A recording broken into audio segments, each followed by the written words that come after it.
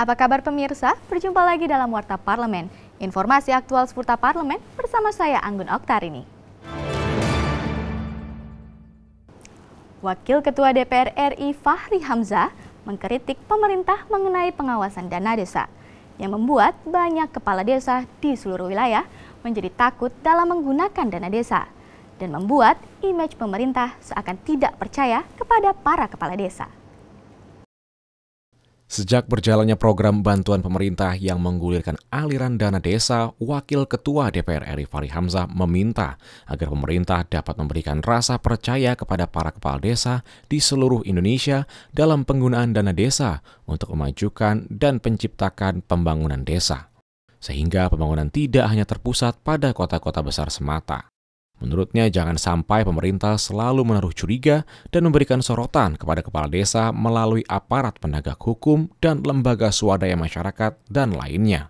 Hal itu dikatakan Wakil Ketua DPR RI bidang Korkesra Fahri Hamzah saat menghadiri hari ulang tahun ke-59 Kabupaten Sumbawa di pelataran kantor Bupati Sumbawa Provinsi Nusa Tenggara Barat baru-baru ini.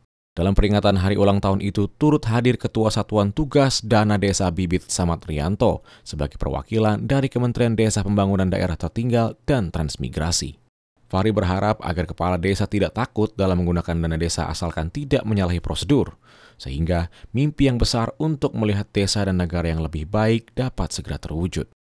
Berilah kepercayaan kepada kepala-kepala desa dan masyarakat desa untuk berinovasi. Jangan terlalu ada kesulitan-kesulitan atau rasa takut yang berlebihan, sebab sesungguhnya percayalah bahwa orang desa itu akan amanah dengan dana yang dikucurkan oleh pemerintah pusat. Fahri mengungkapkan dirinya merasa bahagia karena saat ini banyak desa di daerah Sumbawa maupun di Indonesia telah mengalami kemajuan dari waktu ke waktu. Tetapi percayalah, ini semua adalah dalam rangka menyampaikan suara-suara yang tidak terdengar. Dan Sumbawa adalah terlalu besar untuk tidak didengar. Inilah tugas kita bersama-sama. Mudah-mudahan ke depan kita saling terus menasehati, saling terus membawa kemajuan di tanah Semawa dan di seluruh tempat di seluruh Indonesia, sehingga tugas kita dalam berbangsa bernegara dapat kita selesaikan bersama-sama. Dari Nusa Tenggara Barat, Rohim Nugraha, TVR Parlemen, melaporkan. Komisi 3 DPR RI meminta pemerintah mengevaluasi peraturan pemerintah nomor 31 tahun 2013 tentang peraturan pelaksanaan Undang-Undang nomor 6 tahun 2011 tentang keimigrasian guna mendorong peningkatan kunjungan wisatawan dan untuk mencapai target pendapatan negara bukan pajak atau PNBP.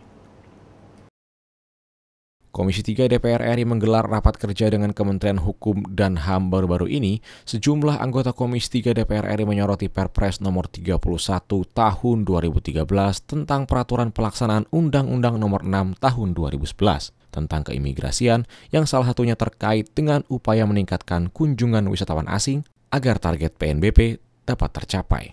Anggota Komisi 3 DPR RI Arteria Dahlan menjelaskan pihak imigrasi juga perlu melakukan evaluasi terkait lalu lintas orang yang masuk atau keluar wilayah Indonesia. Untuk itu, dirinya mengusulkan peninjauan ulang terhadap peraturan pemerintah nomor 31 tahun 2013 tentang peraturan pelaksanaan Undang-Undang nomor 6 tahun 2011 tentang keimigrasian. Terkait dengan keberadaan Perpres 21 yang kita katakan Perpresnya harus kita evaluasi kembali. Kenapa kita evaluasi? Kita awalnya adalah bagaimana meningkatkan angka wisatawan. Tapi pada faktanya angka wisatawannya tidak naik, justru PNBP-nya kita berkurang drastis di tengah kita lagi butuh banyak uang. Bayangkan dari 3T lebih, saat ini cuma dapat 1,9. Itu pun tidak simultan dengan respons negara-negara yang kita bolehkan masuk secara free. Anggota Komisi 3 DPR RI Taufikul Hadi menyoroti tentang overkapasitas lapas. Menurutnya Kementerian Hukum dan HAM harus memprioritaskan permasalahan ini. Taufikul Hadi mengusulkan perlu dibangun sel-sel tahanan yang baru dan layak huni. Taufikul Hadi juga mengatakan Komisi 3 DPR RI selanjutnya akan merevisi Undang-Undang nomor 35 tahun 2009 tentang narkotika mengingat jumlah narapidana penghuni sel terbanyak adalah pengguna narkotika. Lapas di Indonesia itu sangat overcrowded, ya, semuanya. Jadi kapasitasnya seharusnya misalnya 10 itu sampai 30 di dalamnya. Jadi berkali-kali lebih banyak, ya. Jadi udah persoalan selalu di Indonesia. Windy dan Heriadi, TVR Parlemen melaporkan. Pentingnya pertemuan Parlemen Perempuan dan kebijakan terkait kesetaraan gender menjadi usulan DPR RI yang diterima sebagai bagian dari hasil sidang tahunan ke-26 Forum Parlemen Asia Pasifik atau Asia Pacific Parliamentary Forum di Hanoi, Vietnam. Ketua Badan Kerjasama Antar Parlemen DPR RI Nur Hayati Ali Assegaf menyampaikan apresiasi kepada seluruh delegasi sidang tahunan ke-26 Forum Parlemen Asia Pasifik atau APPF di Hanoi, Vietnam yang menerima 2 usulan Indonesia. Menurutnya, kesepakatan yang diambil dalam sidang pleno yang diikuti anggota parlemen dari 20 negara sebagai langkah yang baik dan bentuk keberpihakan kepada perempuan. Keputusan tersebut menjadi bagian dari resolusi ketiga Hanoi Declaration yang berbunyi pertemuan perempuan parlemen yang pernah diadakan pada sidang umum APPF ke-24 di Vancouver selanjutnya akan diadakan pada setiap sidang tahunan APPF untuk mendorong diskusi dan pertukaran pengalaman yang terus berlanjut berkaitan dengan topik-topik yang menjadi kepentingan bersama dan mempromosikan kesetaraan gender di wilayah ini.